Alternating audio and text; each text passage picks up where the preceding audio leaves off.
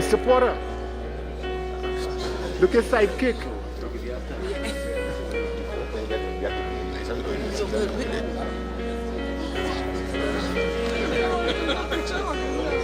Fire.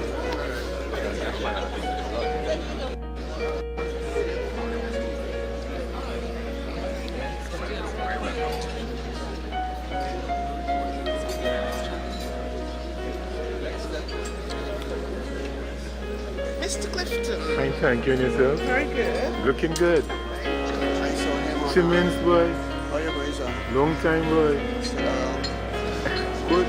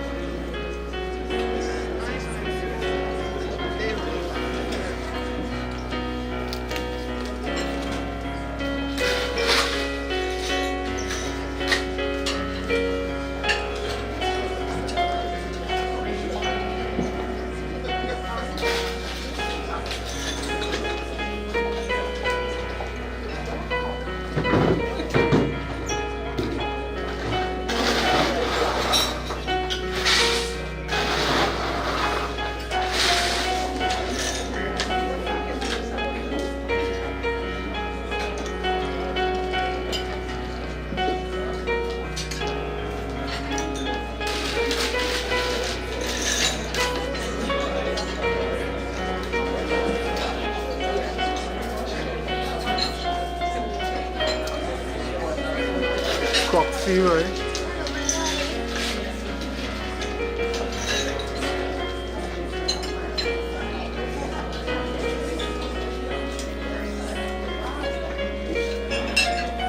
Go ahead.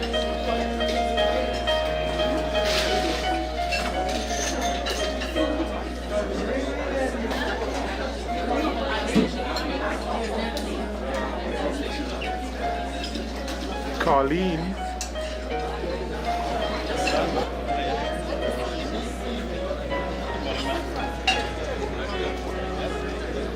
Come in.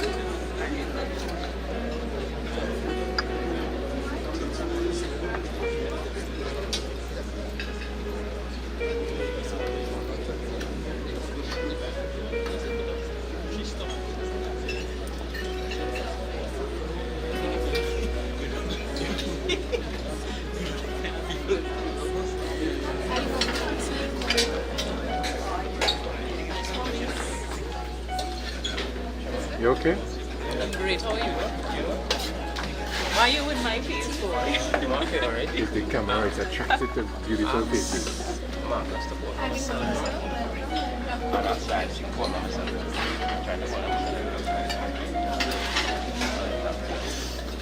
Good.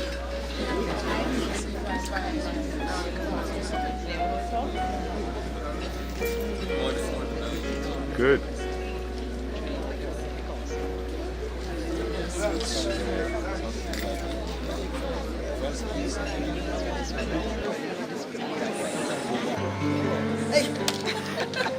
Where are you going?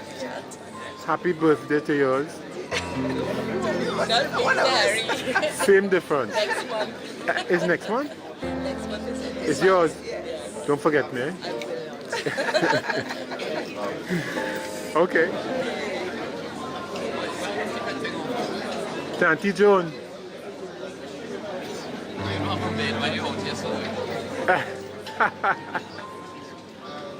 I got the call. Morning, Mr. Jeffers. Good morning. Morning, sir. Morning, sir. So what do you expect to happen today? Well, to get some very good information from both speakers this morning. Yeah. And very informative and enlightening. Yeah. So you're the chief cook and bottle washer today? No, sir. No? No. You just wash it. All right, thank you. Alice. Okay. Okay. You're coming so easily? Wow. How are you? I'm good. Okay, sure. Oh, I think she has to take a share. Yeah. Friends of Hope, eh? Oh, please, Clifton. Yes, Claire. The man himself. Which one? How you doing? Fine. Jennifer! How you doing? That is Mr. Baptiste? No, that's No? Mr. Primer. Mr. Primus. Hi, only about hearing about him on radio.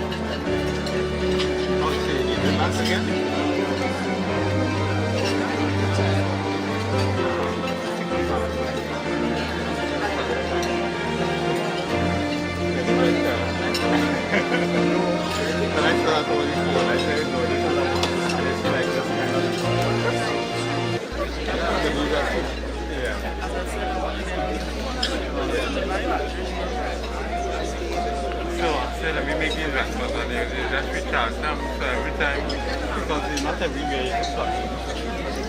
And that's what you have to do when you start putting it run from very quick. But when we start to worry about it, then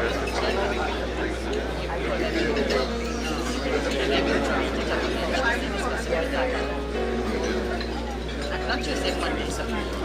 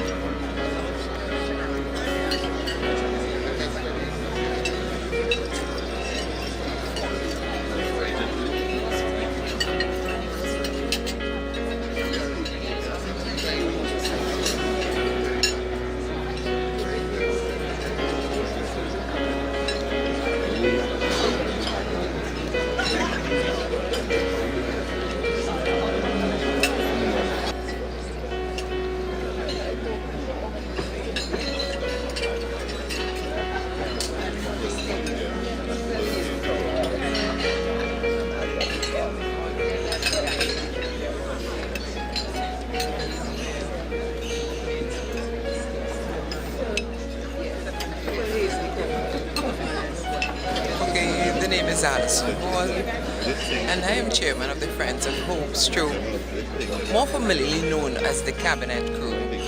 And it's just a group of old folks, retirees, who got together and we talked the politics and we would argue the politics, and then just decided one day, instead of just talking the politics and, gung-ho for our PNM, why don't we do something? And we thought fundraisers were the way to go. And we've had a few before. And this one is the last, well, not the last, but this is the most recent one that we've organized, this breakfast seminar with our upcoming Prime Minister of Trinidad and Tobago. Miss Hall, how did you arrive at the name? The Cabinet Group. Well, let me put it this way. We started off with the Cabinet Group because anytime we would get together at each other's home, with food, we say when anything happens, we say let's have a cabinet meeting. So hence the name, the Cabinet Crew came along. And well, really for business purposes, we use the registered name Friends of Hope. Okay, so what is the kind of target financially you're looking at? Oh, definitely beyond 100,000 for this occasion, which has been our target for all the other events that we've had. We've gone beyond that. So how young is the group? How young is the group? Oh gosh, you want to give away our ages. The group is ripe and we are ready. Okay, so what next for the Friends of Hope? Oh, well, we're definitely having another fundraiser. We're looking at the ending of June. Yes, and you certainly will be hearing about it. And we expect to have even a bigger crowd. Yes. Thank But you, this Miss. one will be more of a party event sort of thing, right? So, Thanks. but we're on to good things. So if one wants to contact you, any number? Definitely 682-8411 or 685-5060. That is Miss Jones or Mrs. Ragunana, and I can't remember her number off the top of my head. But definitely, you can contact any one of us. Okay. If you check me at a later date, I will give you all the names and all the numbers. Thank you very much. You're welcome.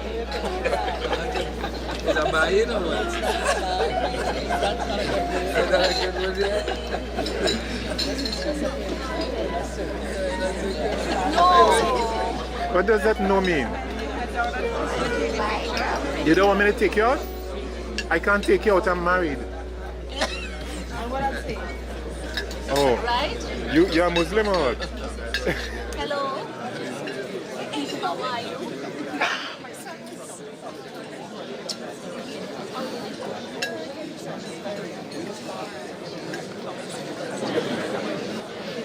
Try that. You're the MP, don't try that.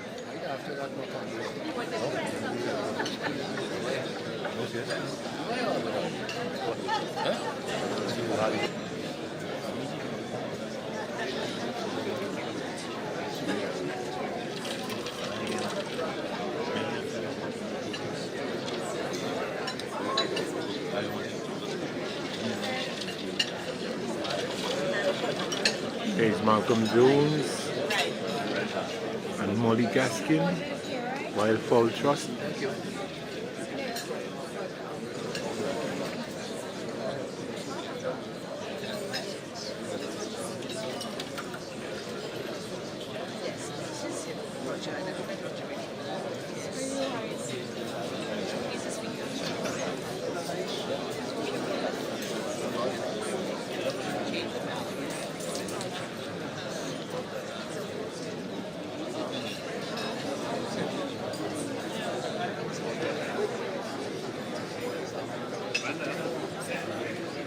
Rima?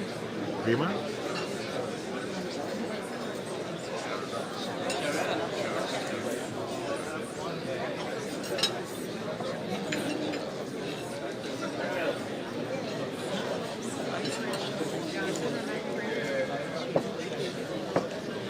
Tanti. Are you using it?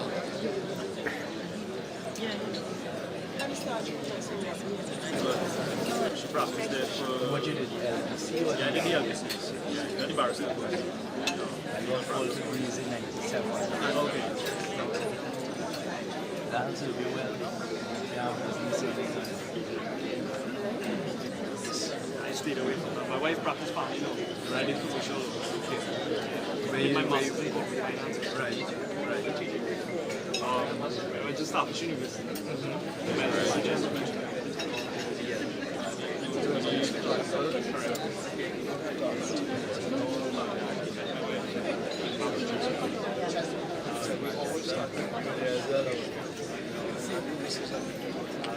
Stay away from that. You never trained, never practiced it.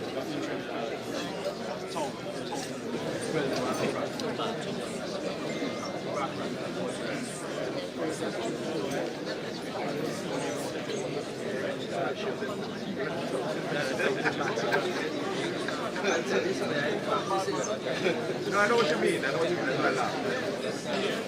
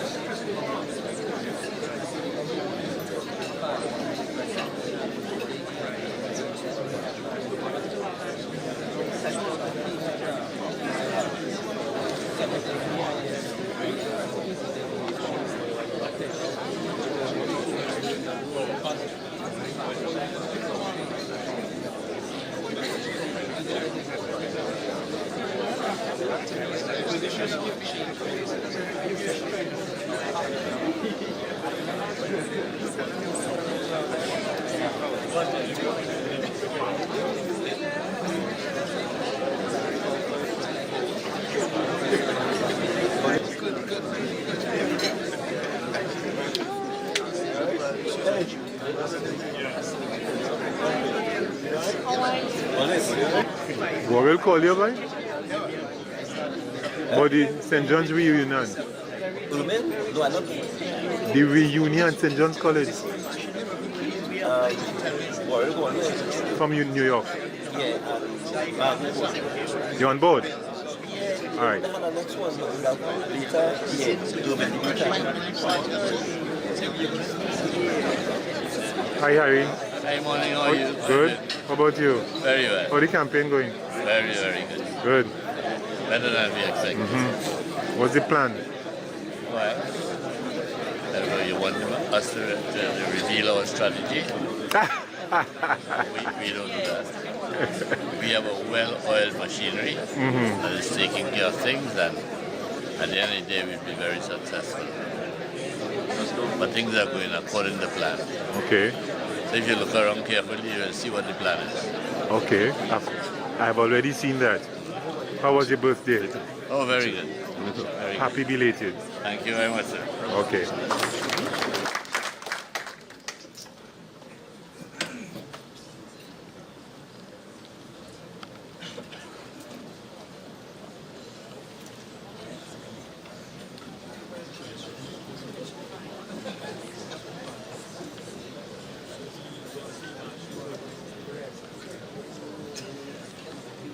Skillfully provided by unseen hands. Today, Lord, you already know what is in the heart of each one of us gathered here in support of our great beloved political party, the People's National Movement. Right here and now, Lord, we renounce Satan and all his wicked followers who wish to destroy. Father, please listen to our pleas. Shower us with your tender mercies, especially on our political leader, Dr. Keith Christopher Rowley, and all members of his family. Lord, we offer up this man, deeply committed to this beautiful country of Trinidad and Tobago and all its people. Guard, protect, and guide him in all his endeavors. Give him courage and strength to face the battle before us, so that good governance and respect to Trinidad and Tobago could be regained under his leadership. Give us all good health, peace, and happiness as we look forward to new beginnings. Father, these we ask only in your name, your holy name. Amen. Amen. Thank you very much, Claire. I think a member, could you all have a seat? Terry, you heard the instructions. It's not when the bell ring, run like hell. Okay. Could I ask you to switch your cell phone off? Chairman said, ladies, please put your vibrators on silence.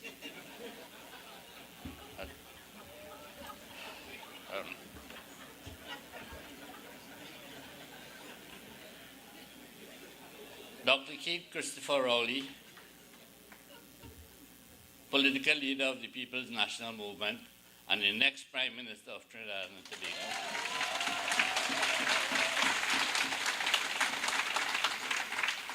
Our Deputy Political Leader, Party and Election Affairs, Mrs. Joan Yule Williams. Our Labour Relations Officer, Mrs. Jennifer Baptiste Primus, and Mr. Primus. Potential candidates for the next general election are present here with us, and I think I should identify them. The candidate for this constituency, Mr. Neil Mohammed.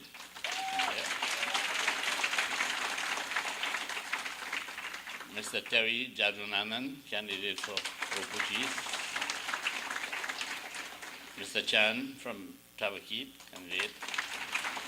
And present here with us also is Mr. Devki Singh, candidate for Siparia. And the baby of the team, Mr. Mitchell, Randall Mitchell, candidate for San Fernando East. And I think the candidate for Labra is here. Yeah. Oh, here she is.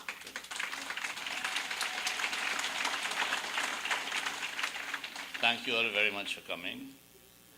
Mr. Raja Gopal, our guest speaker today, and Mrs. Gopal, members of the Friends of Hope, ladies and gentlemen, specially invited guests. My name is Harry Ragunanan. I'm a member of the Friends of Hope, and I must thank you all very sincerely for coming this morning and gracing us with your presence. We have a really packed hall, as you can see. Again, thanks for your support. I should tell you a little bit about the Friends of Hope. I refer to them in my own way, and they've begged me not to describe them in that manner today. Nevertheless, a man doesn't really follow instructions. My wife will tell you that. It's made up mainly of ex-layers and retired roosters. and that is very evident because I am the youngest member of the team. But there are people who have served this country well in their various capacities. Most have retired. And in an effort to continue to contribute to this great nation of ours, we have organized events in the past, and today we have this event where we assist various charities. Today, it is for the greatest political party in this part of the hemisphere, the People's National Movement. And I wish to thank you sincerely. We have a guest speaker, Mr. Raja Gopal, and if you look at your program, you will see that he is eminently qualified to speak on the subject that he's going to address us today, integrity and corruption. I mean, on that topic, we could speak a week in this country. He's going to speak on the impact on national productivity and global competitiveness. I call to the podium Mr. Raja Gopal. Thank you, Mr. Hari. Political Leader of the PNM, Dr. Keith Rowley. Deputy Political Leader of the PNM, Ms. June Yule Williams. His Worship, the Mayor of Port of Spain, Mr. Tim Key. candidates in the upcoming general election. I was so impressed to see the level of youth representation.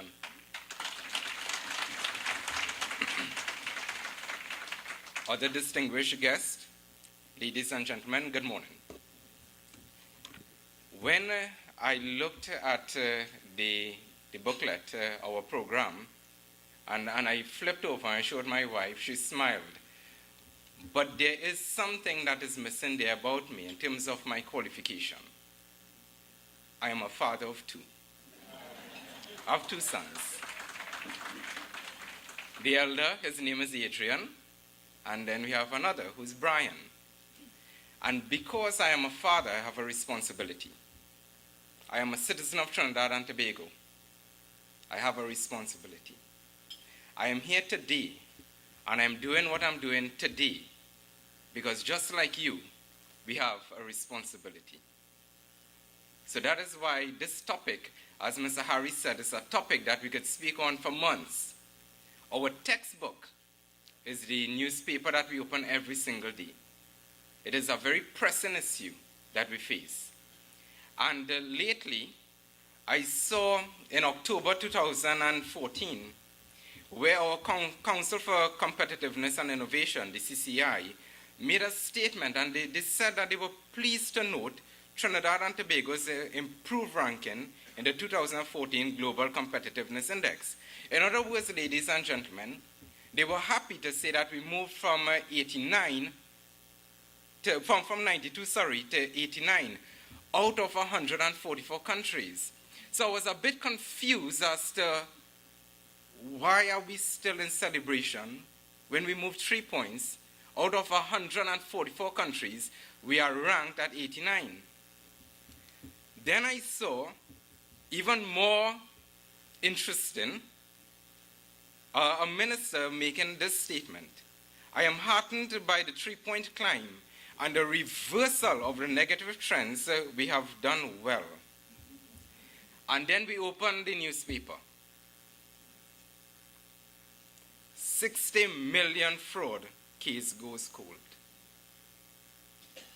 So in other words, are we doing well? Are we at the point where we could be pleased? Are we at the point where we could say that this is a reversal? Is this the Trinidad and Tobago that we want? Is this what we want to open the newspaper every day and see? As I said earlier on, I'm doing this because I have a responsibility, and you have a responsibility. There must be a reversal, and the reversal must not simply be a 3-point climb from 92 to 89. So my brief presentation this morning will examine 3 areas. I'm looking at the trend in our competitiveness over the last 5 years. I will then identify some of the problematic factors that we faced affecting our competitiveness, and then I will briefly look at the impact of these factors on our region and our global competitiveness. Brief definition on our competitiveness. According to the Global Competitiveness Report, it defines competitiveness as competitiveness is determined by the level of productivity of a country. They use 12 pillars to measure our competitiveness. Because of time constraint, I'm unable to go through these pillars, but what is interesting is to note generally where we are.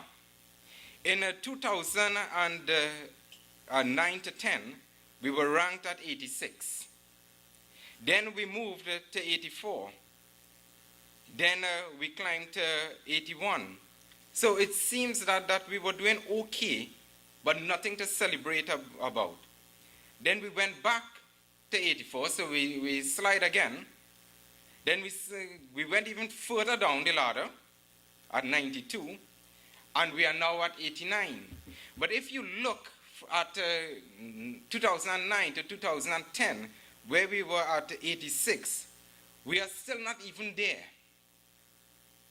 So in other words, after that 5-year period, while some are saying that we have done well, we have seen a trend in reversal, and my understanding of trend is that it takes place over time, not a 1 year. So therefore, there's no trend in reversal, because the trend that we have seen thus far is that we are getting worse and worse. And I'm so sorry to bring bad news to you this morning. It's such a beautiful day. But it gets even worse. Because if we compare 2009-10 to current, where we are, looking at those 12 pillars, then we could easily see that we had little or no improvement whatsoever. And ladies and gentlemen, if we minus the PR and pay particular attention to the data, then we will see a very different picture in terms of where we are going. And if something isn't done now, then according to a friend of mine, Raj, we're heading down a dread road. What you see in red are the areas where we are not performing well. Our ranking is worse off than before. And in most of the cases, and I'm so sorry, those of you down to the back may not be able to read this, but I'll gladly share this information with you. In most of the cases, you would see where we are not performing. Our competitiveness is on the decline, in other words. Our institutions, infrastructure. Well, our macro environment is doing a little better. Health and primary education is doing better. But our higher education and training, market efficiency, labor market efficiency, financial market development, technological readiness, our market size, innovation and sophistication, and lastly, our innovation. In most of the pillars that the World Economic Forum looked at, we are less competitive than we were before. Let's take a look at the Caribbean, our hemispheric neighbors. We are ranked at number 89. When we look at our neighbor, the US, they are ranked third in the world, among the most competitive. Canada ranked 15, which is pretty good. And right next door, that little dot that we know as Barbados, ranked at 55. Jamaica even surpassed us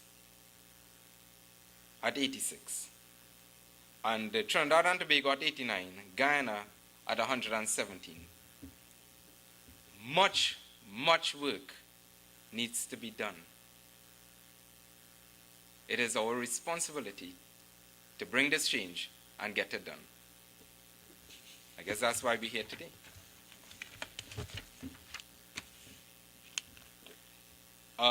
Just met an old colleague of mine. We went to high school together. And he wasn't so sure what today's program was. He only got the information yesterday. So he asked me, he said, I saw Friends of Hope. This is just a few minutes ago. Is this a charitable organization? So I smiled, and I thought for a moment, it is, because aren't we in the business of rescuing Trinidad and Tobago?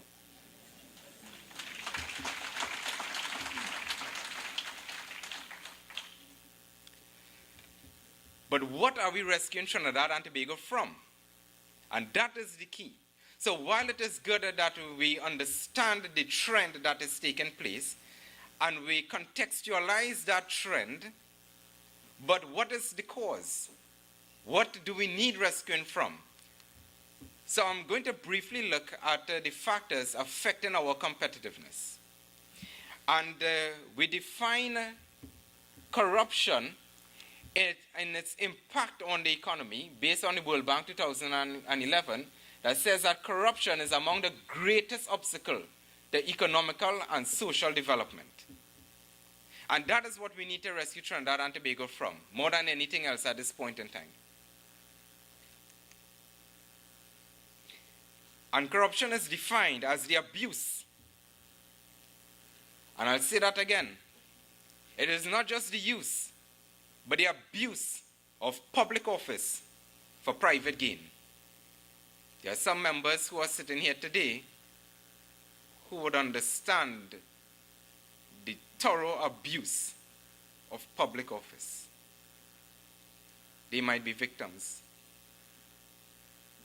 I told my wife on the way here this morning that for me, it goes beyond my comprehension, beyond my understanding, how anyone could use power against someone else and abuse that power to score cheap points.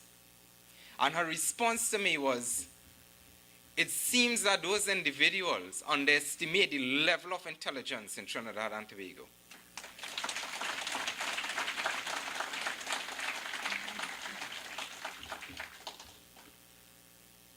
But let's just say for a moment, let's just say for one moment, that we decide to go down that road.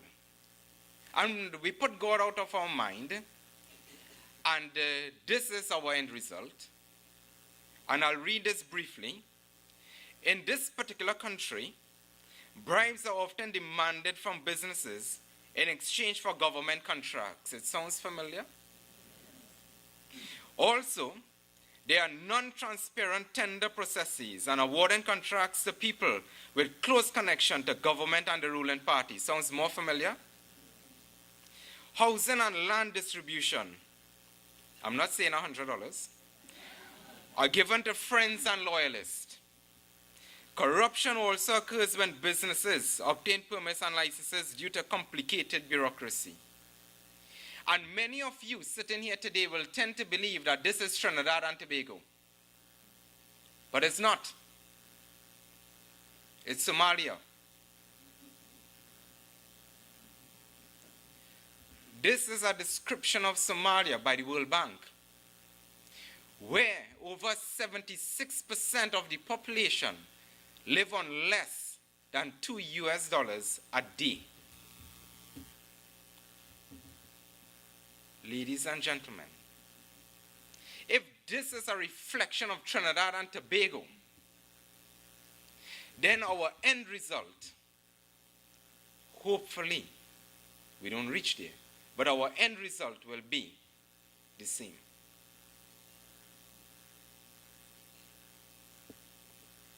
Men of willpower, men of substance, this is our time to make a change, to do something that is different.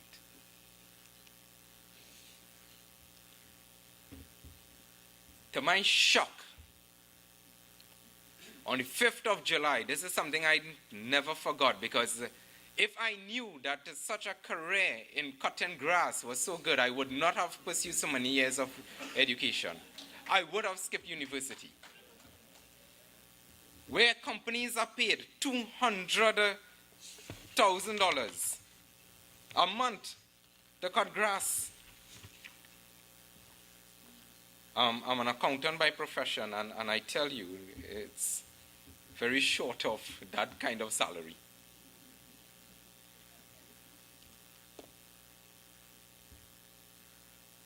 I was born in St. Augustine, grew up in St. Augustine. My entire life was in St. Augustine. I know St. Augustine and Curup like the back of my hand. And I was also surprised to read that this company, Tiger Capital, who was paid $1.75 million for analyzing complex financial documents. The first issue that I had there was that being an accountant, I had no idea that that was the going rate. So therefore, for years, I undercharged. And that was for one invoice. Secondly, another invoice came earlier part of this year for $1.7 million. Well, they claim that this one is under query. But that wasn't the shocker to me. Because I know McEnroy Street pretty well. I went to Cure Presbyterian. So I took a drive-through recently. And on that land, where the business is registered, according to what the news report said, I had to verify it for myself in the event that I am sued. There is nothing there. Unless we have learned to construct buildings that is invisible. And if that is the level of construction that we reached, then I'm also in the wrong profession. I should get into the construction industry.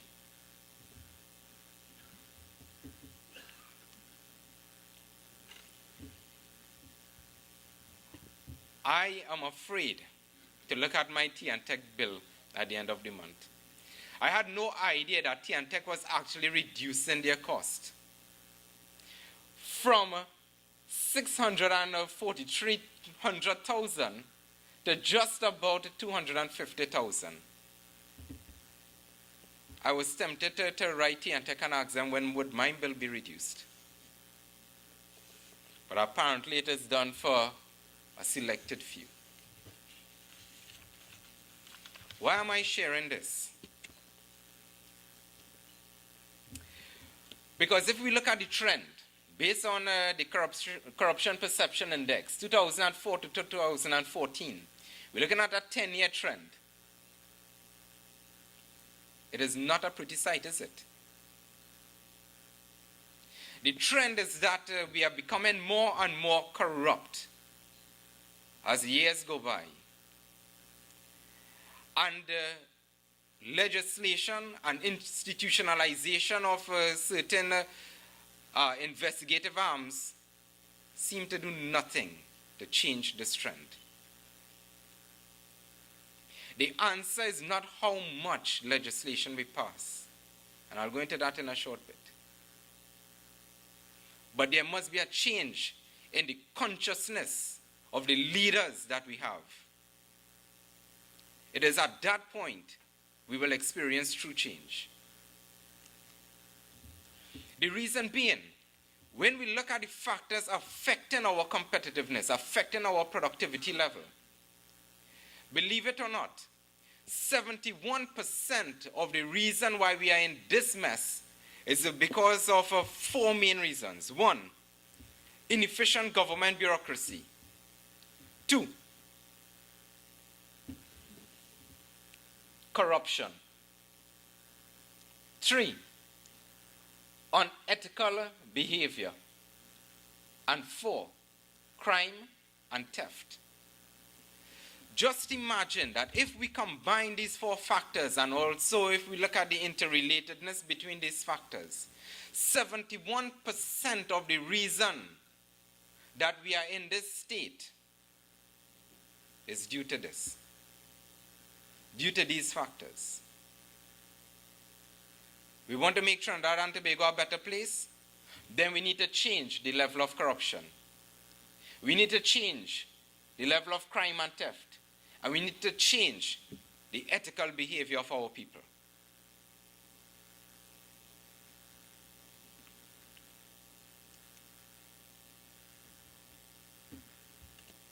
Going a little deeper. This is based on the World Economic Forum, their Global Competitiveness Index report. And I'm looking at 2 years. I'm looking at 2013-14, and then I'm looking at 2014-15. 2013-14 will be at your extreme right.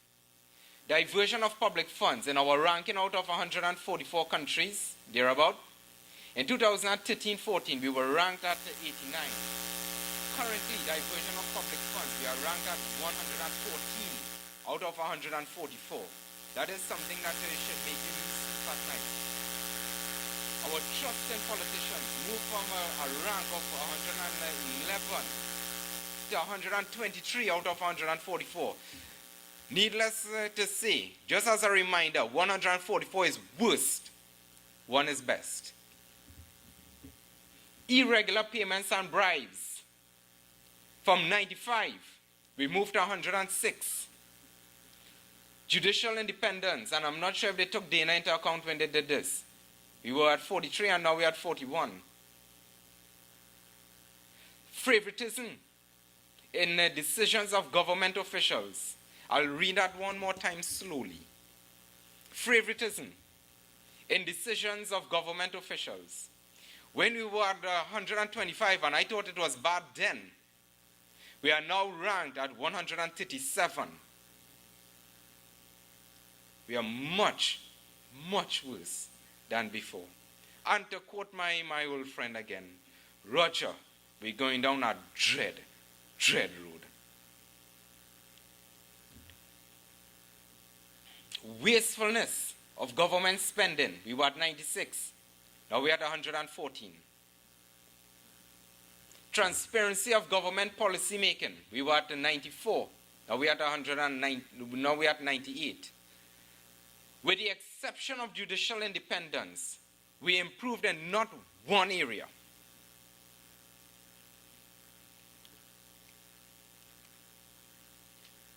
Business costs of crime and violence. We were at 145, now we're at 141. Ethical behavior of firms. We are more unethical than before. We were at 118, now we're at 125. Pay and productivity. We were at 123, 124 now. And the last one, our customer orientation, well, we almost last. We're at 138.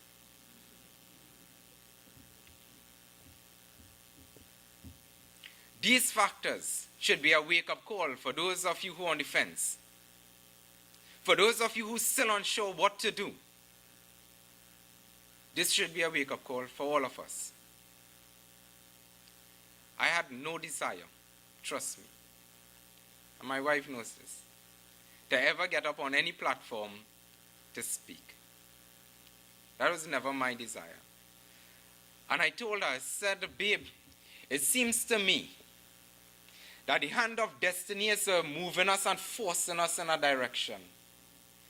I would like nothing better than to sit and paint the fresh green pastures of relaxation. But when a wolf prowls into the landscape, we need to rest down our paintbrush and take up another tool.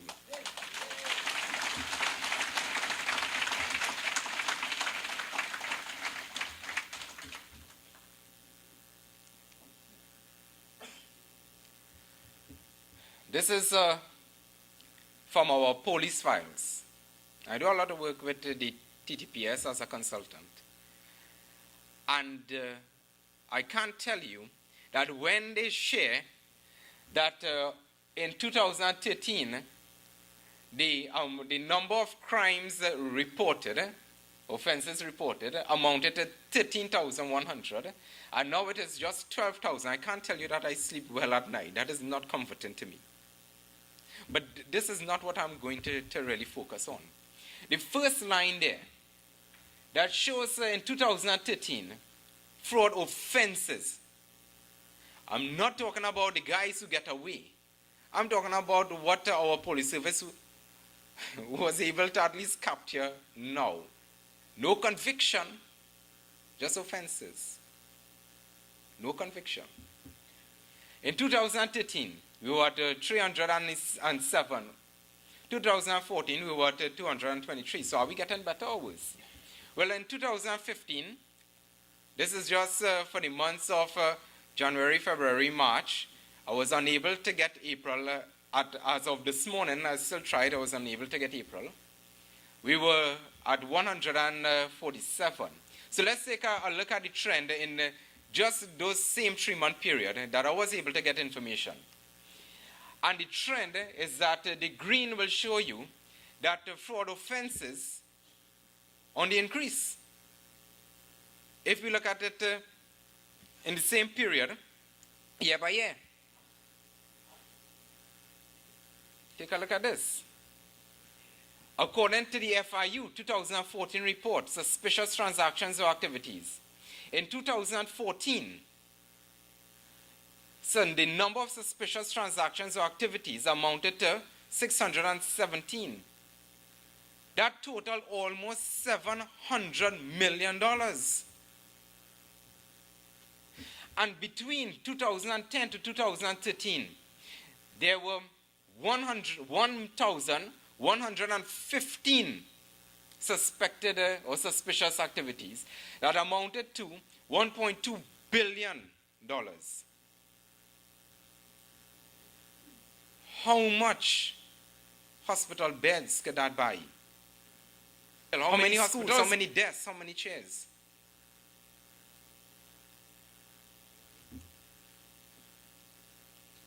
I have 2 sons. I have a responsibility.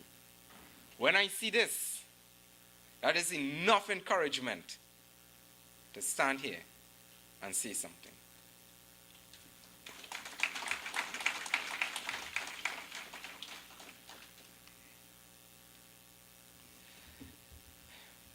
Breaking this down a little further. Remember I told you with this topic we could spend hours and days in conversation, and I am so sorry that we don't have such an opportunity yet. Money laundering, 199, almost 200. Suspicious activities, ill-defined though, 102. Fraud, 88. Drug trafficking, and this is what is reported at 93. Tax evasion, 94. I'm surprised that is so low, by the way, being an accountant.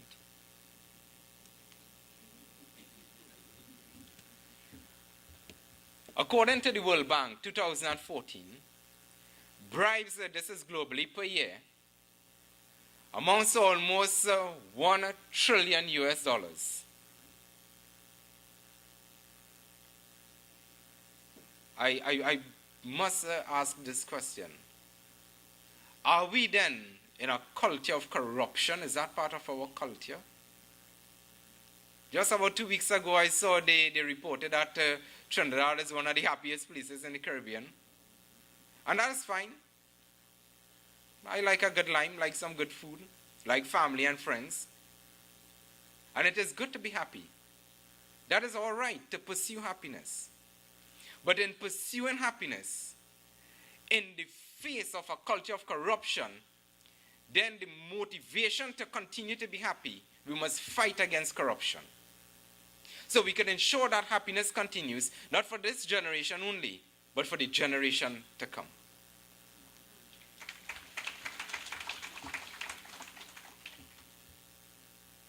Disappointed citizens might turn away from the state, retreat from political processes, migrate, or stand up against what they perceive to be corrupt political and economic elites.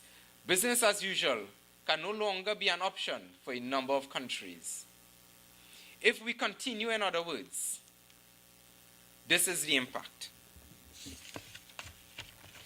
Inefficient provision of services. Procedures are disregarded. Resources in a limited country like ours. We exist in a country where we are not yet at the point of wealth generation.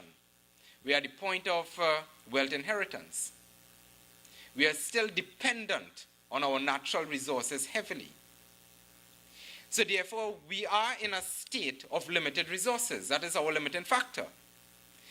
And the impact of corruption is that that limited resource will be siphoned off. It lowers compliance. It favors certain groups or individuals. So overnight, an individual becomes a millionaire. Because meritocracy no longer exists, it has no place anymore. When we look at the globe, there's a trend that you will notice where, and of course you can't read this, but I'll tell you, where countries that are perceived to be less corrupt tend to rank highest in wealth. Countries that are highly corrupt are countries that are very poor. And I know in your mind you are wondering, where's Trinidad and Tobago in this? Where are we placed? So I'm going to leave the stage for just a moment.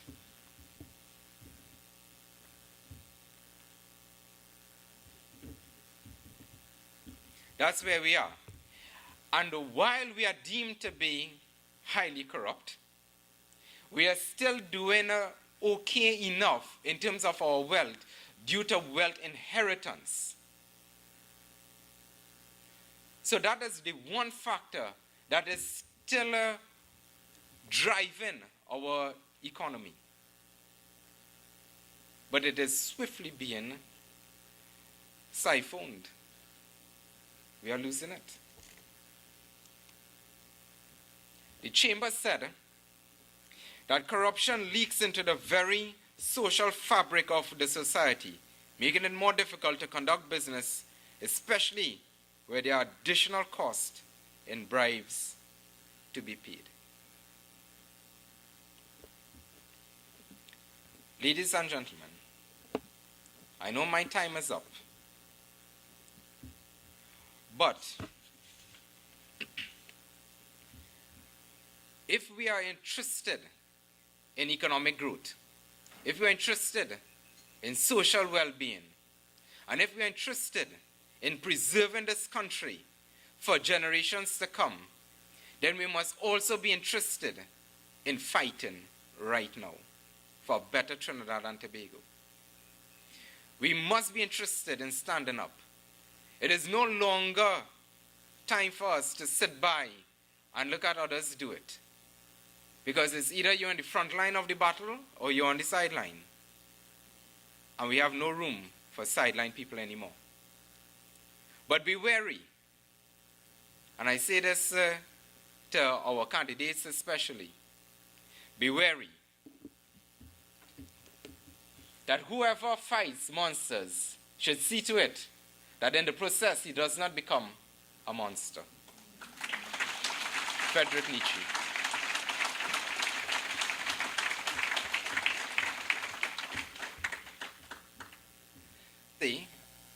And this is on a personal note, there are very few politicians that I looked at and had admiration for. Very few.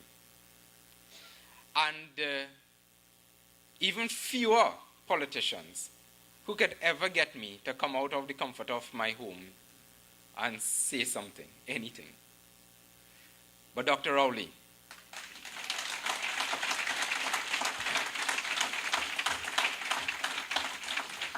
I think that I surprised a number of my colleagues and even family members because of my fierce defense of you. Because you are one of the few. And I do thank you. I thank you for the strength that you have shown. I thank you for that level of integrity that you maintained all through the years. And you are one of the politicians that I could safely say, thank God for.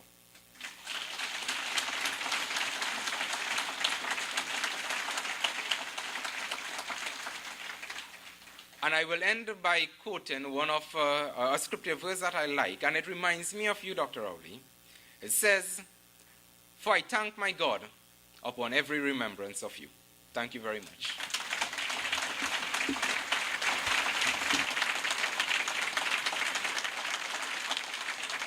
Thank you very much. So I open the floor. Any questions? Thank you very much, Mr. Gopal.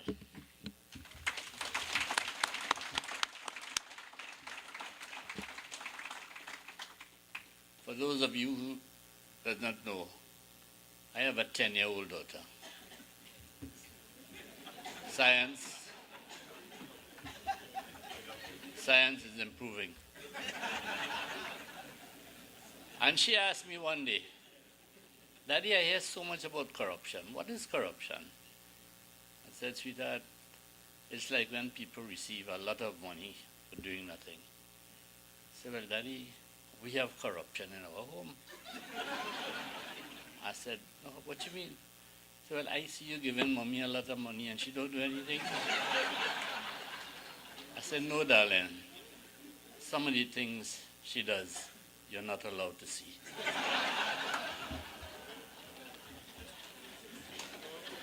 I will now call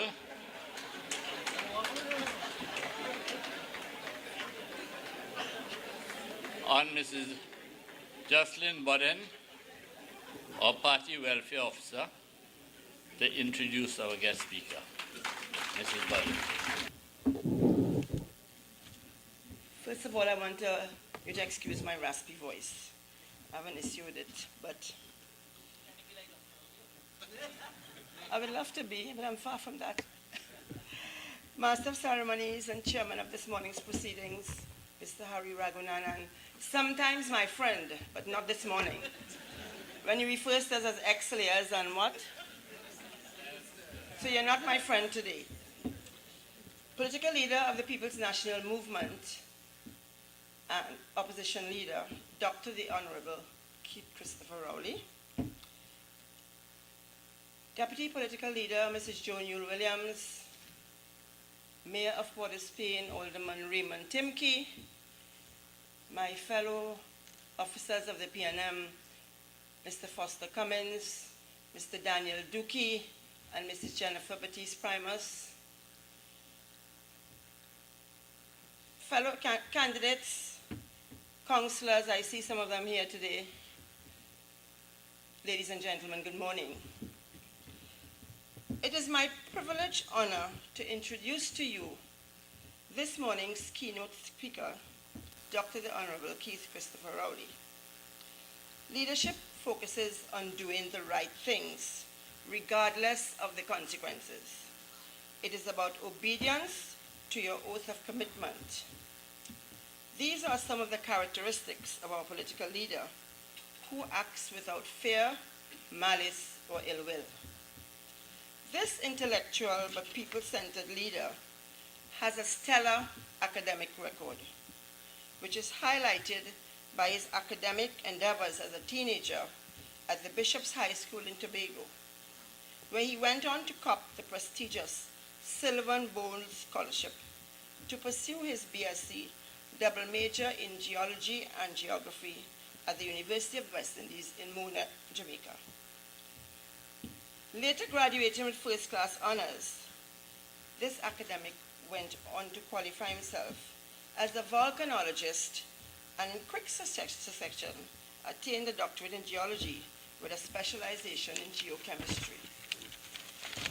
In 1987, this patriotic gentleman took a selfless and dutiful decision to contribute to the building of Trinidad and Tobago by offering himself for political office as an opposition senator, before assuming the position of Member of Parliament for Digger Martin West, a seat he victoriously regained for 6 consecutive general elections over the past 25 years. I am sure he will be in that position for another 20 years.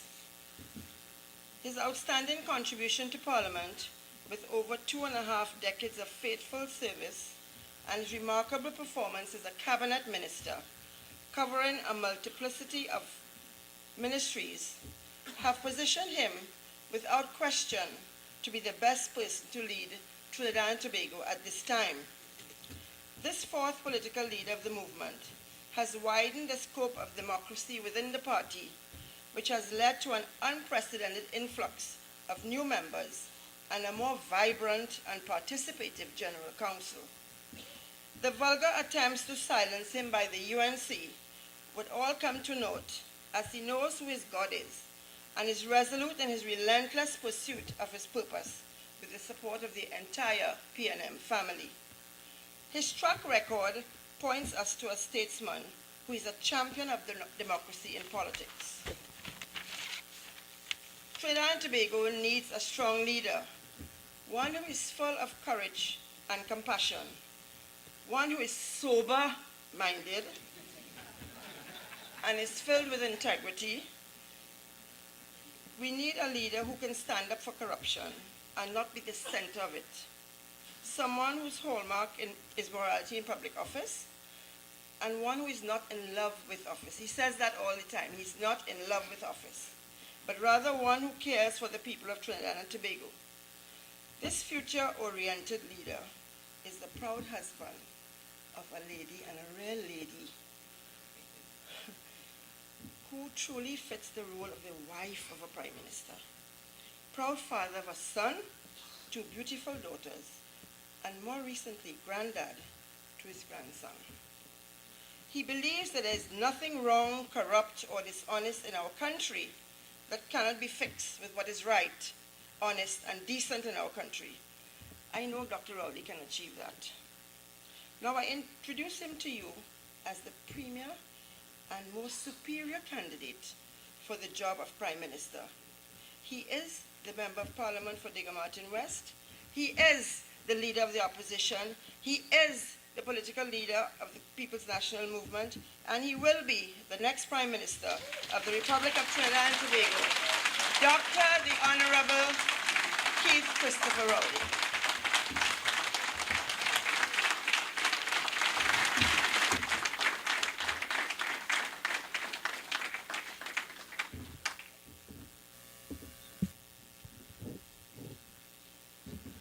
Thank you very much, Jocelyn.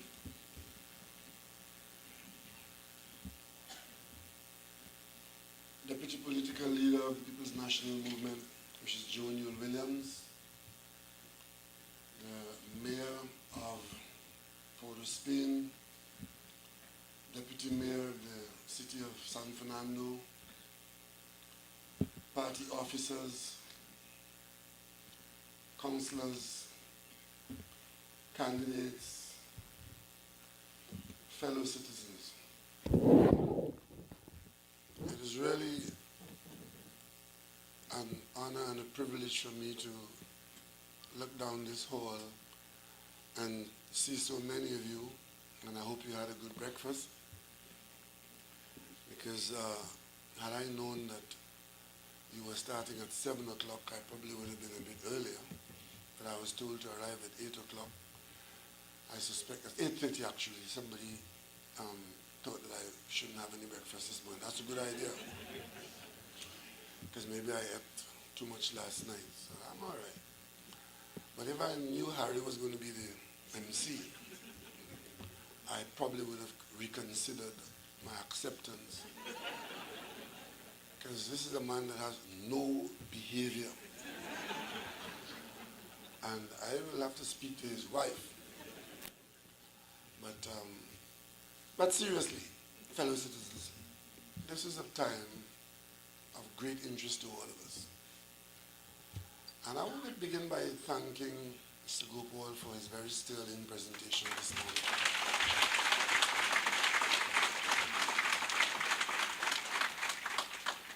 And I also want to thank those of you who are new faces to me in environments like this, because a quick glance around the room, I see a number of faces that surprise me, that they would have come out here this morning and be a part of what I view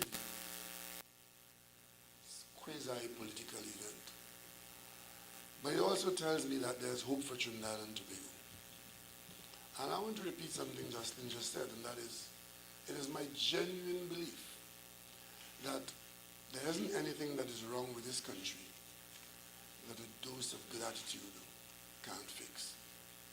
And in fixing it,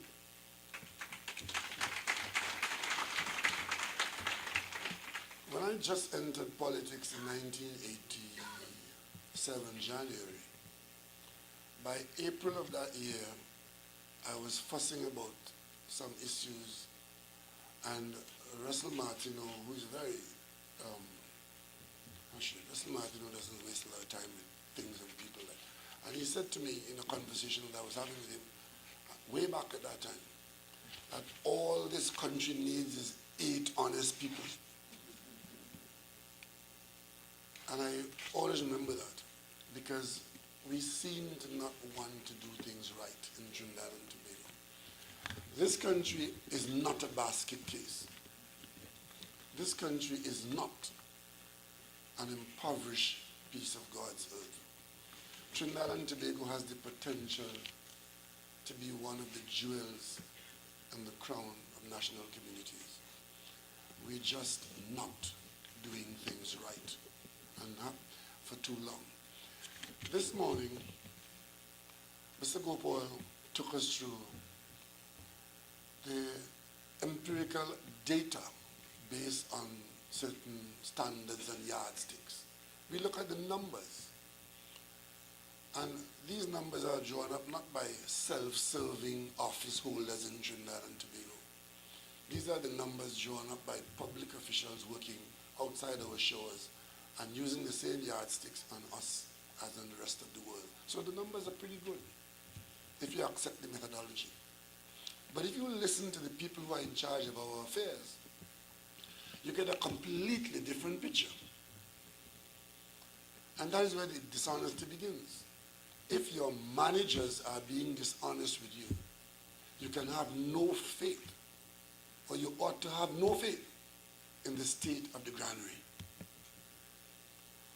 And it has now become common practice for public officials to lie to the people of Trinidad and Tobago, and there are no consequences for that. That is where the change has to begin. Before you can prescribe the medication to rectify the ailment, you have to do the diagnosis and accept it. Otherwise, the medication you might prescribe could be completely wrong and could even become a bigger problem than the original ailment. We are now at the end of a term of government where the population is asked to adjudicate. We have elections coming up sometime soon, if we're lucky. And what an election is, it's an opportunity for those in office to say to the population, we have been conducting your affairs. We are satisfied that we've been doing very well. Please allow us to continue. And for those on the outside of the government, outside of the management circle of the country, to say, no, they have not been doing very well. We can do a better job, and we are prepared to do that better job. And it falls up to you, the population, to decide which of those two arguments you buy. If you look at the numbers shown to us this morning, just the numbers shown to us this morning by Mr. Gopal, clearly, those who would be saying to you that we have done well, we are doing well, let us continue, then by the numbers, they shouldn't be allowed to continue. And on the other hand, those who are saying, let us replace them, you will want to know, what are your chances if you replace those in office with those who aspire to get into office? And as leader of the PNM and the leader of the opposition, who spent the last 5 years preparing to offer the political party, the PNM, as the alternative to the existing government, I am confident that we are in a position to present you with a better alternative of personnel, of resources, and policies.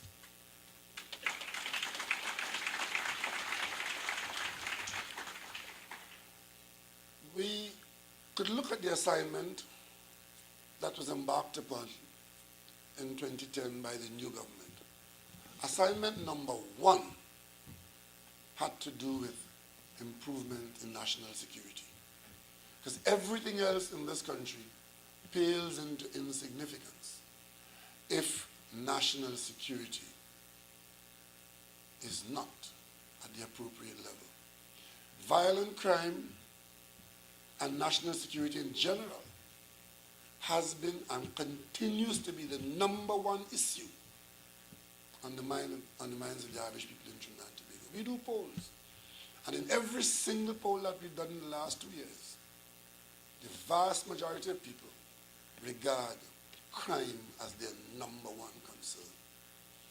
And that tells me that we have not dealt with that issue adequately, and that concern remains, and it causes people to make decisions, whether they go out, whether they invest, whether they spend, whether they feel comfortable inside their own home, whether they're comfortable with the children in the street, and so on and so on and so on.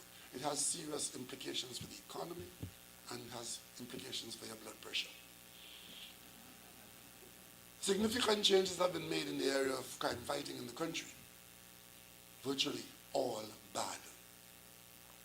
After 5 years, we are now buying vessels to secure the borders, as if we didn't know that we had to do that. But you will hear from managers that crime has gone down. But if you are truthful, what has gone down probably is the number of reportings, not the number of incidents. And that's why the discomfort remains, that people know and feel that we haven't changed it. But we have some systems that don't work. The general consensus that the arrangements for appointing a commissioner of police can find no support anywhere in the country. But we do absolutely nothing about it. And that is symptomatic about how we've gone about treating with our challenges. Nobody in the street will tell you that the current arrangement for appointing a commissioner of police is a good one or the best one. But then we do nothing about it.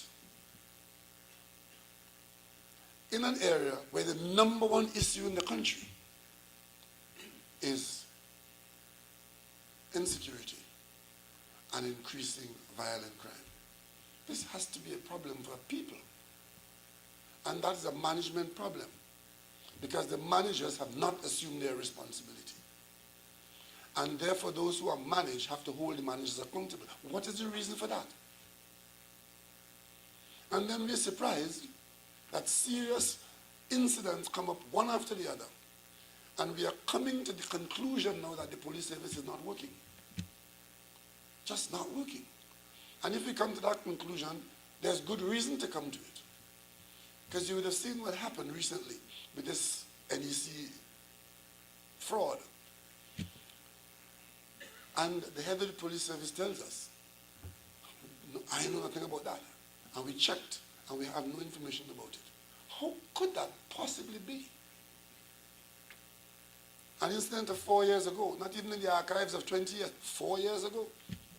How many issues of $60 million fraud that have been reported to this fraud squad that this one get lost? And then 2 days later you hear there is an officer on the case, documented.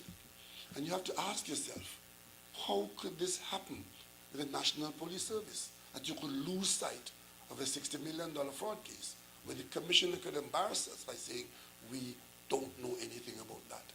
That destroys the confidence that we have in those who are supposed to protect us.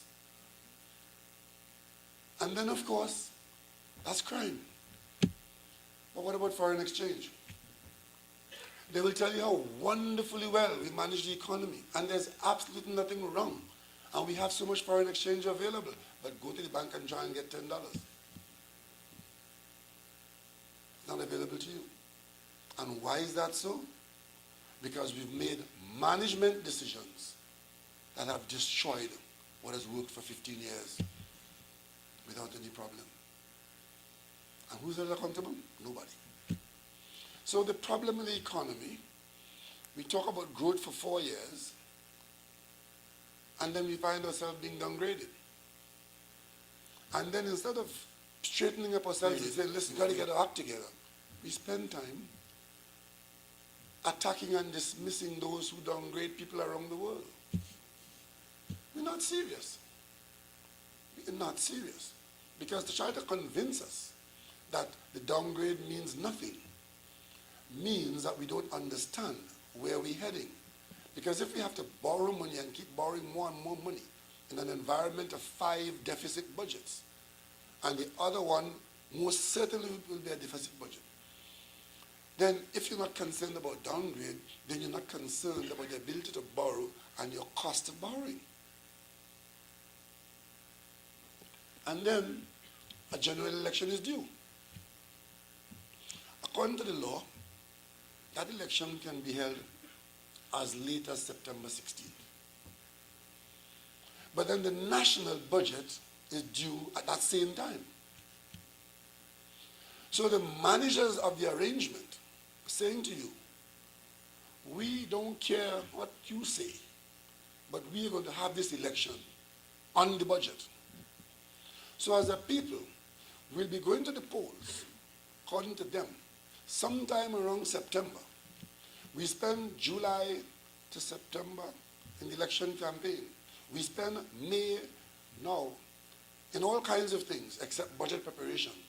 And then we have an election in September. And if the government changes, as it most certainly will,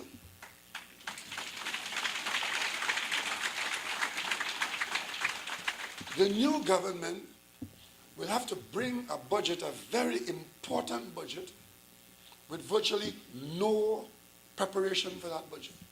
It's going to be a budget of raw numbers, a rollover of the last ones. But look at the current arrangement. of the current budget, one that had a budget shock in November, where the revenues fell by about 40%. We've been spending like mad on the original budget, borrowing like mad, owing like mad, and the next budget is going to be constructed in that environment in a matter of days. That is irresponsibility of our people.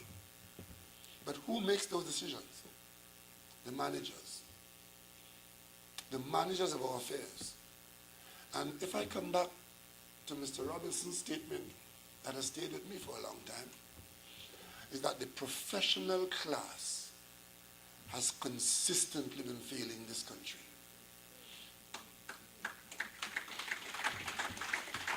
If this government goes down to September with the general election, a decision that can be made by the Prime Minister well before that, it will be an act of the highest irresponsibility in Trinidad and Tobago and total disregard for the national interest. Because if you really care about us being able to cope with our challenges under our current circumstances, the last thing you will do as manager is to have an election on top of the budget, a difficult one, very difficult budget. Because we are now borrowing significantly to pay for our current lifestyle. A lifestyle where, as you saw this morning in Mr. Gopal's presentation, where corruption, waste, and incompetence are the three yardsticks that we stand out on. And for those who believe that we are insulated from the outcome of that kind of behavior, just look around us and see who were doing well at one time, did not conduct their affairs properly, and there are no guarantees as to how far you will fall. We in Trinidad and Tobago have the option to do a whole lot better. We spend increasing sums on education, but most of our children are simply passing through school. What is required at this time is for the managers of the country to acknowledge that and to make the interventions to ensure that we are educating for participation in the country, participation in the national economy, education for personal development, not just passing through school. More and more, we do that. We're spending more and more money in the health sector and getting less and less health care because some of the fundamentals need addressing. But you see, if you are more concerned about office than being concerned with the outcome of being in office, then you are not going to do the things that are required to be done to rectify the situation. I've heard it said that there are people who are afraid of me. Well, I might be ugly. I might be firm, but it is not me to be afraid of. You have to be afraid of not doing what has to be done. And I have the will to do what has to be done.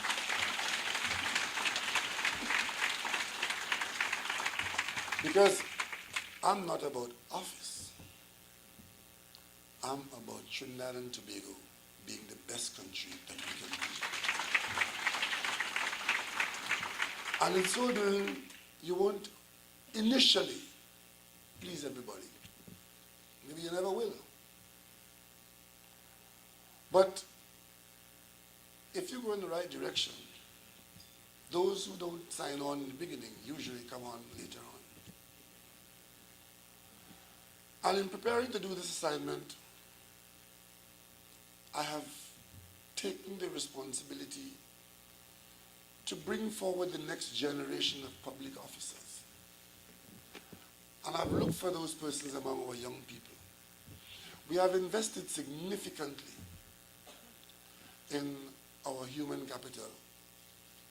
And in that investment, we've prepared a lot of good young people, many of whom are chomping at the bit to get involved in contributing to national development. And it is this understanding that caused us in the PNM to be so careful and to be so forthcoming to our young people in the candidate selection process.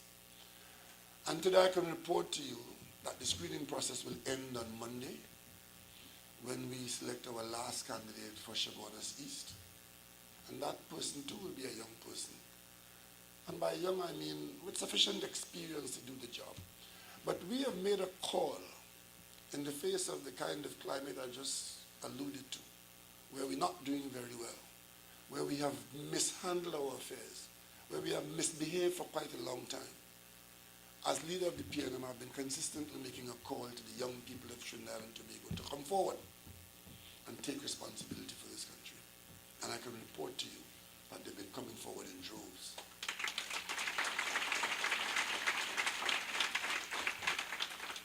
They came forward in Tobago. And today, the Tobago House of Assembly is being run by largely young public officers who are currently engaging in preparing themselves for transitioning from the London era to another era. Another leader will arrive, will come forward, and they'll continue to carry it. At local government, we have a lot of young people in local government now in Trinidad serving in corporations, most of them PNM officers.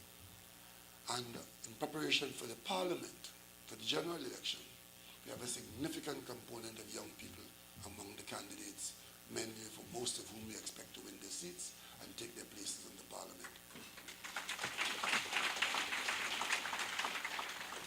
What that means is that they should bring this new perspective to us older ones, that we've had our opportunity, we've taken this country so far, we've made a lot of good things happen, we also didn't allow some things to happen.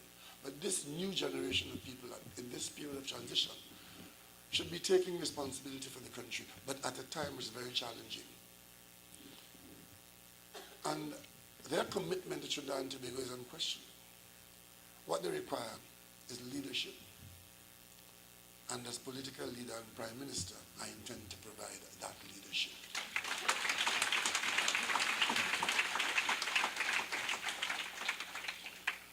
But the institutions in which they will work would require significant shake-up.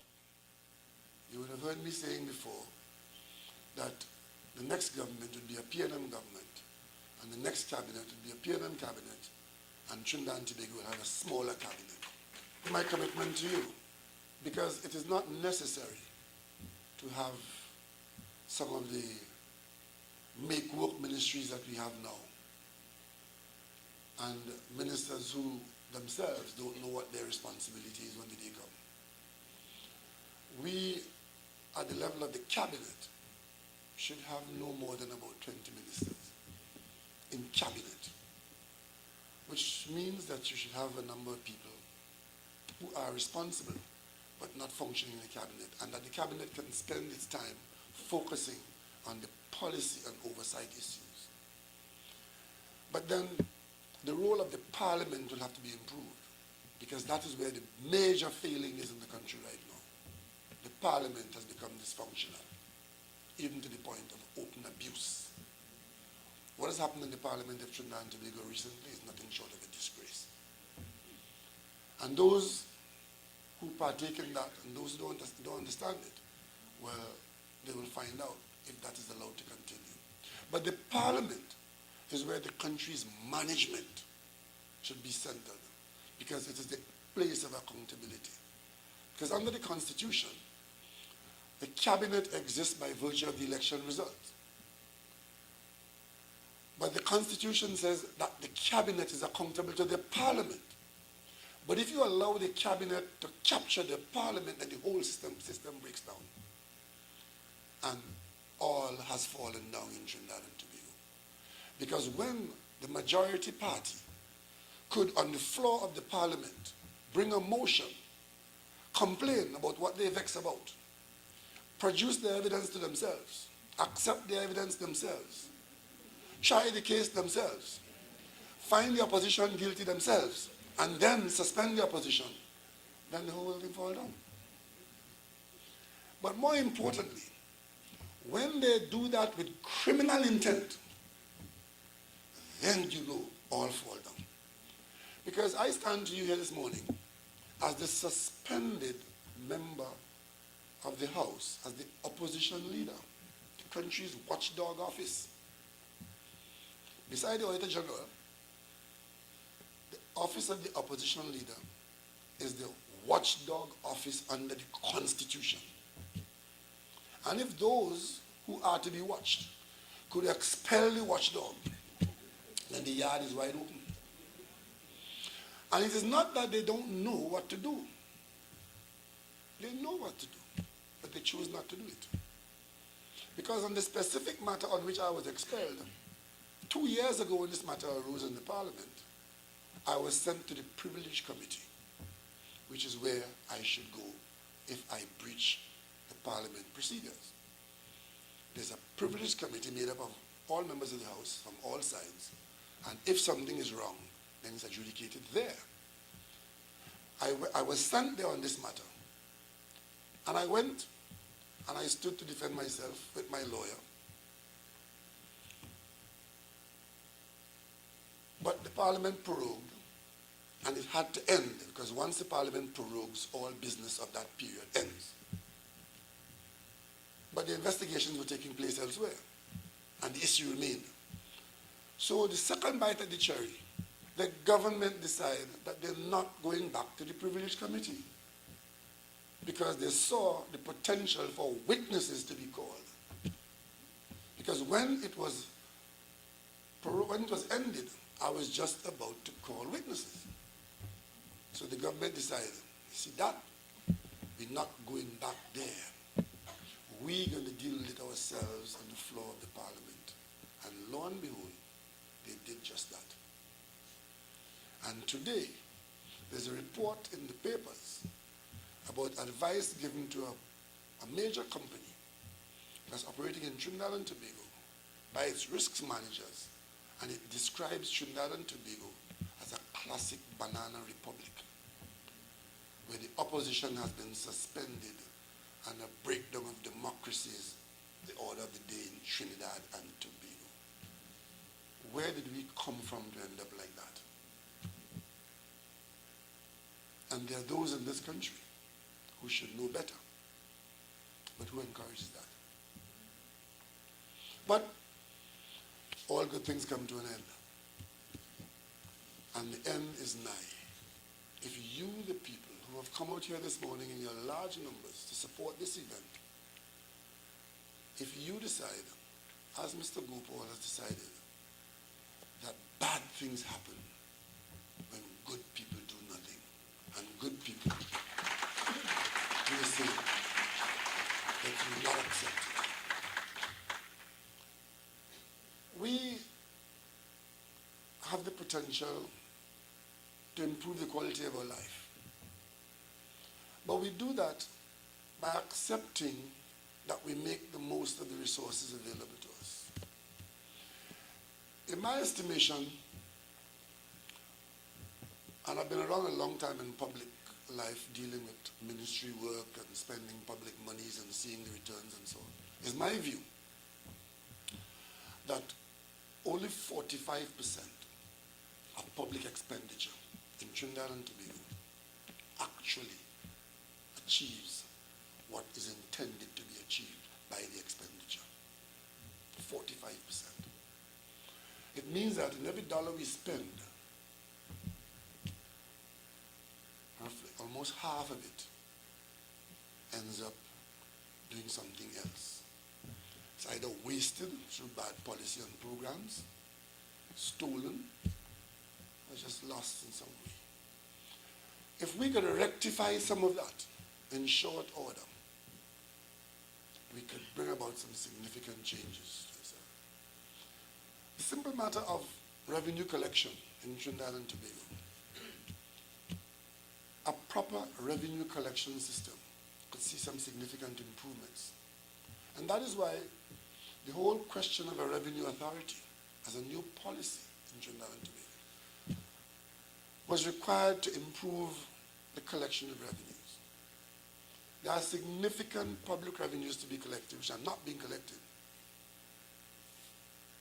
And this is not to punish anybody or to raise taxes on anybody, just to collect it. And to bring about that improvement, we talk about our holding out to you the prospect of an election victory, which will bring about significant changes in local government.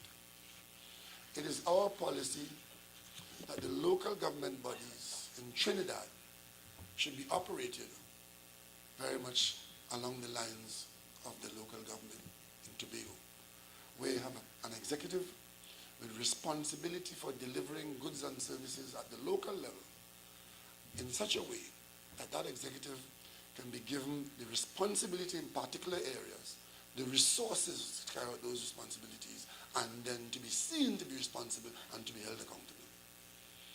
So we say what has to be done is that you remove the current arrangement where a minister of local government runs local government as a separate ministry, having the local government bodies as appendages that are starved for resources, and the executives in there pretty much just marking time and can't get mosquitoes sprayed on time, can't get little drains cleared on time, and so on and so on. If you remove that and let the Ministry of Finance fund directly each corporation or city in Trinidad, the same way it funds the THA, but in those local government bodies, you have executive authority where the chairman or the mayor has that authority to operate a semi-cabinet system as they have in Tobago. Tobago, you have the secretaries. And each secretary has an area of responsibility with an accounting officer and staff to give the service that they're supposed to give. And all the Ministry of Finance does is provide the adequate funding and the appropriate oversight. And those persons are now properly empowered to treat with you at local government level. That is our commitment for Trinidad for the next term.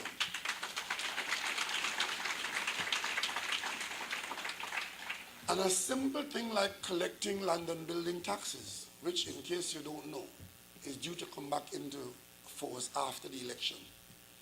Because we've had 5 years of amnesty. Interestingly enough, 5 years of amnesty in a budget that had a multi-billion-dollar hole every year. But those who did that have structured the return of taxes and property to return after the next election, because it started out with a complete amnesty for machinery, for business, for buildings, for residences. And halfway through the term, a new arrangement was made, so the business taxes have come back on, then the agricultural taxes come back on, and then the last one to come back on after the election is the land, the property, the household residential taxes. So that will come back into play as per the current arrangements in place. So if you hear them say PNM bringing it back, just remind them it's there to come back by the current arrangements. And as the time passes, it's going to come back on. So local government bodies will have the responsibility to collect and keep those taxes. That will give them a revenue stream that they don't have now. So this thing about you calling up the office and say, listen, I have a little problem here, a little problem there, and they say we have no money because the Ministry of Finance hasn't given us our quarterly tranche yet. That will disappear because there will be a revenue stream. And corporations will collect that tax and it becomes a significant portion of their revenue. They will still have to get additional funding from the ministry, but that revenue stream and other revenue streams will make them more able to do things because they have a continuous flow of revenue of one kind or another, and they get the amount from the Ministry of Finance by some formula which will work out. And once you have that in place, the improvement in the quality of life will begin to show, because then they'll be required to keep a database of unemployed persons within the corporation. Not just numbers, but to know who the people are, and to know what they're unemployed about, why they're unemployed, how they can be trained, or how their training can be put to use. So you have a database of an employment register. And more importantly, our national budget has significant sums of money called social support systems. And you'd be amazed how much of that money leaks out and gets into the wrong hands. But if the local government body is required to manage that, knowing exactly who needs it, knowing exactly who should access it, then the persons who are to get it should know where it's available, and those who should dispense it should know who should get it, and the Parliament's intention should be carried out. So old age pension goes to the person who should get it, and not the granddaughter looking after her two children. The person who is differently abled should be able to get it, and not the strong man who is getting it through false pretenses. And the food card should go to the person who is needing it and qualifies to get it, and not the qualified officer who should not get it, and so on and so on. A lot of people are abusing these systems because the very systems themselves are not properly structured to prevent the abuse that's taking place. But if you put that responsibility down at the local level, we stand a better chance of the targeting that would come. So when the Parliament approves $2 billion for this program, or $1 million for this program, there's a better chance of it getting to where it's supposed to go. And the repair of a community center or of a back street somewhere shouldn't have to wait for the minister in Port of Spain to approve it on a list that he approves of. It should be the responsibility of the local people who have the resources to do it. And those who elect them should know who is functioning and who is honest, to keep them or get rid of them as the case might warrant. So one of the major things that we look forward to with the change of government is local government reform, real local government reform, parliamentary reform, cabinet reform, and of course, leading from in front, a total zero tolerance on corruption as a way of life in Trinidad. If we manage to get that tone and tenor added to the education system with some serious interventions at the level of the primary school, and try to break the cycle of feeding the monster at the level of the primary school, take a conscious national decision that those children who are in primary school now will be so prepared by our investment in them, our taking notice of them, our preparation of them, so that when they move into the secondary school, a new generation of citizens of Trinidad and Tobago will be moving into the secondary school. And they would have been so prepared and so cared for, and that care would continue into the secondary school, that they would not just go there and pass through, but they will go there and carry with them that foundation that we have invested in the primary school. So the next government must focus on a recommitment to rebuilding that foundation of the primary school, which used to be the hallmark of Trinidad and Tobago's education system. And somewhere along the way we lost it. And we lost it by just spending money and calling spending money success. Success is not spending money. And my father taught us at home is not what you earn, not what you spend, is what you do with it. And that's what we need to focus on. What you do with it, what are the outcomes of the expenditure. And in the education system, while not damaging progress in other areas, we need to focus or refocus or rededicate ourselves to the primary school system. So that those children in primary school now, you go to the primary schools and you look at them, and you'd be hard pressed to identify a criminal. But by age 19, 20, some transformation would have taken place. And there's this unending supply of young people available to the criminal element. We need to address that as a national priority, a national imperative.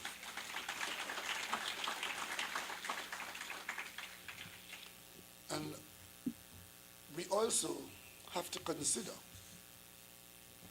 whether the systems in place for dispensing health services are in fact practical systems. We do have some significant conflicts of interest generated in the health sector, where the public health system are competing, public health systems are competing with private systems, and in many cases, the dispensers are one and the same. That conflict has to be the subject of a national conversation and determined so that we can determine what rectification has to take place, if any, and determine what we pay for and get what we pay for. That's the only way we'll significantly change our current predicament. But just throwing money at systems that are impractical will not give us the results. And one of the things that we'll do very early in our term is to have a total national conversation on the health system and conflicts in the national health system. I mentioned these as some of the priorities that are attracting our attention now, because in the PNM, what we do when we're in opposition, we spend the time examining governmental activity. So when we come into office, we don't come into office to practice on stage.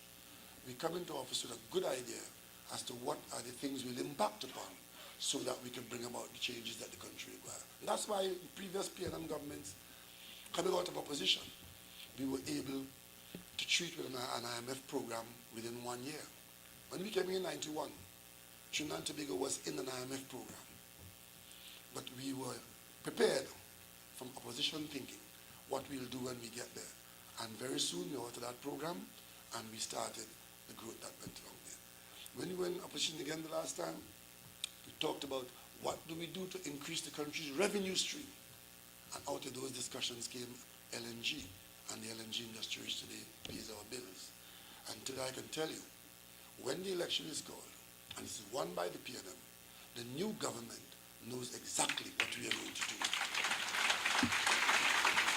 Because we spent the last 5 years in a number of situations using the inputs from the PNM and from outside of the PNM, tapping into the best resources the country has available, both here in Trinidad and outside of Trinidad and Tobago, so that we are comfortable that in most of the areas of governmental activity, a minister of government can be appointed, and we have documentation for that minister to be guided.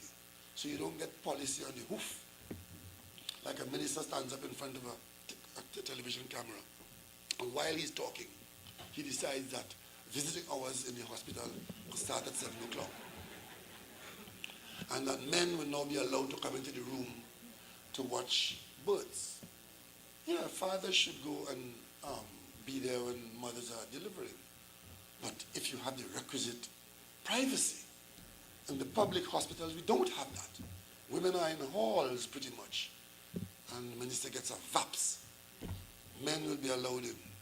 I need not tell you how that was viewed in some quarters. And of course, you've been to the hospital sometime. Could you imagine 7 o'clock in the morning, John Public descend on the hospital? And of course, you're allowed to stay all night, and if you have somebody, come on. That is a classic example of not thinking through things and trying to tell you things that are popular so that you will be perceived to be solving problems. That is not how we're going to fix our problem. We fix our problems by first admitting what the challenges are, determining what the rectification is, and being strong enough to advance the rectification in the expectation that good will follow what is now not good. And not being afraid to lose office in the process. And I give you the assurance that the PNM has confidence that the vast majority of our citizens are honest, decent, right-thinking people who can differentiate good from bad and would make the right decisions if they are encouraged so to do. And on that basis, we put to you our offerings in the coming general election, and we have every confidence that you will choose the PNM as the next government of Trinidad and Tobago. And not because it's our turn now, not because we deserve it for what we've done in the past, but because we are the best option for what we're going to do in the years ahead. We are looking forward. We're looking ahead. Coming into office is not reward for being the PNM. It is that the PNM is the best man or woman for the job. Our party, our policies, our program, our commitment to Trinidad and Tobago, in or out of government, qualifies us to make the requisite intervention that is required now. So this morning I want to thank the organizers of this function. I hope that it's been a resounding financial success, and that the charity that you're supporting this morning is a charity called Trinidad and Tobago. Because I say to people in functions like this all the time that many of you have done very well in this country, and your contribution to the political activity is your acknowledgement that this country has been good to you. And if you continue to enjoy what the country has to offer, the requisite contributions should put a smile on your face, because you are contributing to the continuation of what we've had. And we don't do it for ourselves, we do it for the next generation. Thank you all very much.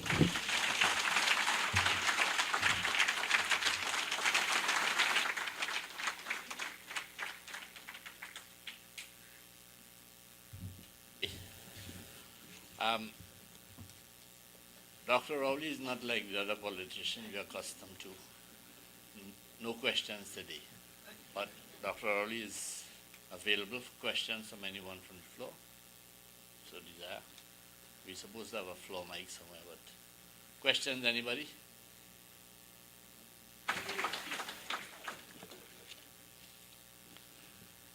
I will now call on Ms. Brenda Jones, wife of very prominent citizen, Mr. Malcolm Jones, who is here with us. Malcolm Jones. Brenda to do some presentation of a couple of tokens. First to Dr. Rowley.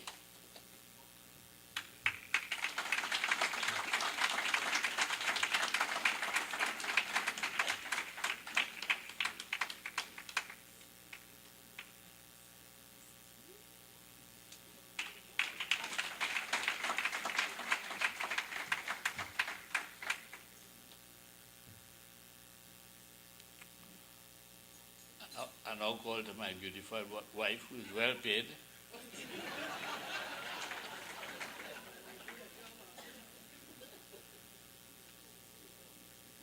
To do the presentation of Mr. Gopal.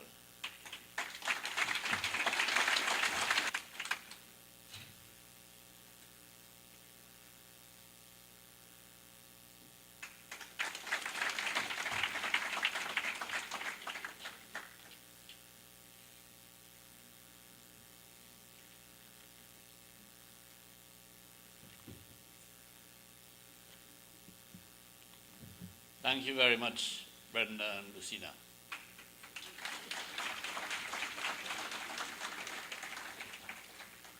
In all things, we must give thanks. And I now call on Mrs. Alison Hall to move a vote of thanks. That's all. Thank you, Harry. All protocols observed. I am just here to say thank you so much. A heartfelt thanks to this audience.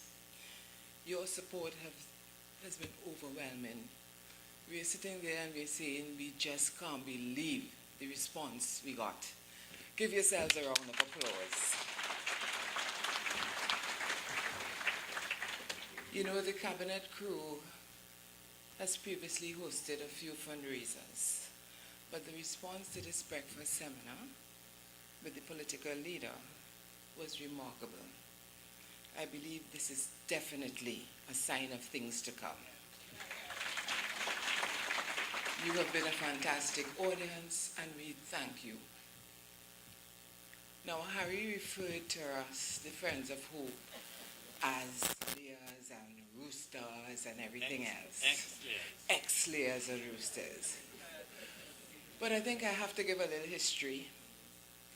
The cabinet crew, a bunch of, I have to say the cabinet crew, not the Friends of Hope, because we start off as the cabinet crew. And we would meet at each other's home because every week this government has given us something to talk about. So we will always cook and go and argue the politics all day. We will change the government, we're going to set up the cabinet. We had everything organized.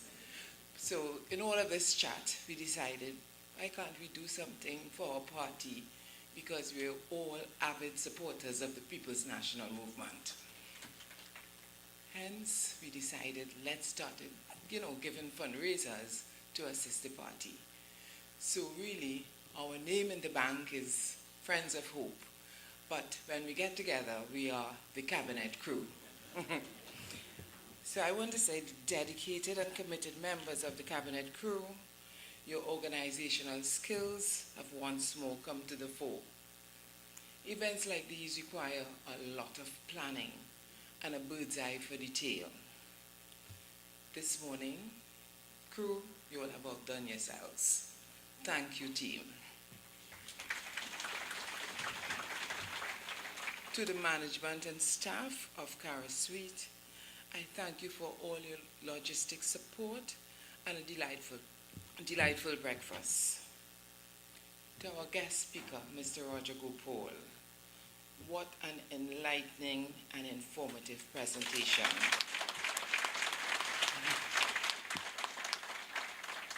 We all know corruption is like a cancer eating away at our national psyche. Thanks so much for this thought-provoking message. I must mention your willingness to be part of this event. You left your home in St. Augustine and you came all the way to South. I am from Port of Spain also, but just to come and collaborate with us to make sure the message was correct. Thank you so much, Mr. Gopal. Finally, to our dear political leader, Dr. Keith Christopher Rowley. All the fancy dresses ready for the inauguration.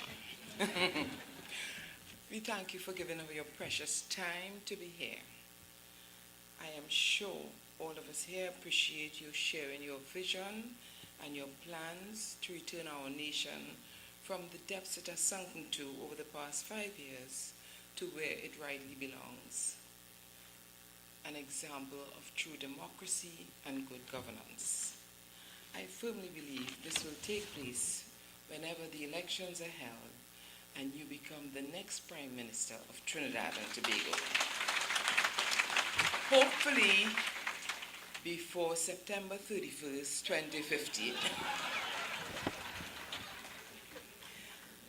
I ask God's guidance and protection be with you always. Thank you once again. And right now, I feel compelled to declare, great is the PNM, great is the PNM, great is the PNM, and we shall prevail. Thank you. Thank you very much, Alison.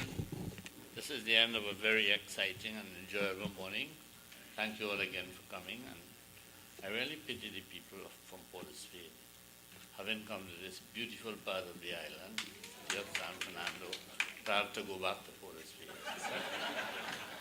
But there is hope, because the greatest thing about Port of Spain is the road to San Fernando.